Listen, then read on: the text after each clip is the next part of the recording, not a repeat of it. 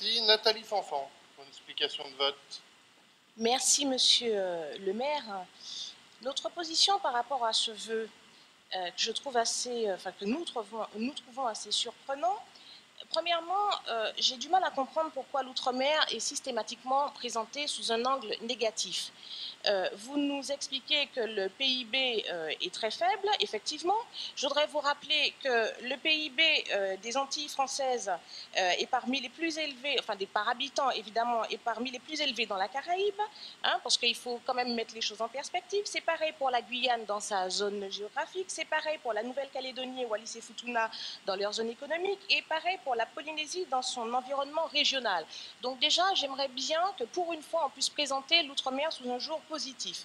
Le déficit de logement et habitat insalubre. Je voudrais rappeler que Nicolas Sarkozy avait confié une mission à Serge Letchimy, président de la région Martinique, et qui a rendu un parfait rapport sur cette question, puisqu'il est lui-même urbaniste de formation, et que Nicolas Sarkozy a tenu compte des observations de Serge Letchimy et a mis en place des mesures pour l'habitat insalubre.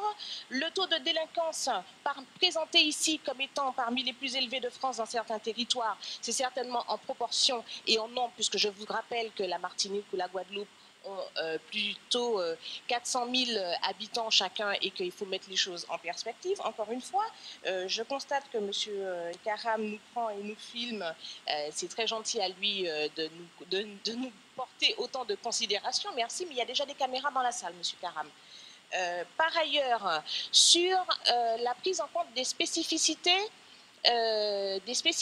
des territoires d'outre-mer, je rappelle que l'Union européenne a mis en place des mesures depuis 1999, mais qui avaient été évoquées depuis 1957, pour la création du statut de région ultra-périphérique, et c'est fait justement pour rattraper tous les retards qui ont été constatés dans tous les domaines, autant le domaine économique que social. Donc je ne vois pas pourquoi il faudrait encore une fois rappeler ici que rien n'a été fait alors que ce sont des décisions et des mesures qui sont prises au plus haut niveau.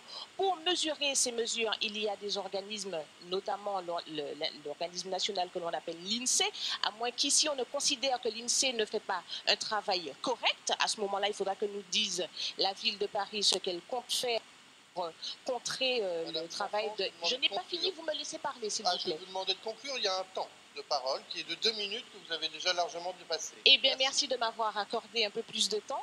Et c'est toutes ces raisons qui font que nous voterons bien évidemment contre ce vote de l'exécutif qui présente l'outre-mer encore une fois sous un mauvais jour. Merci beaucoup.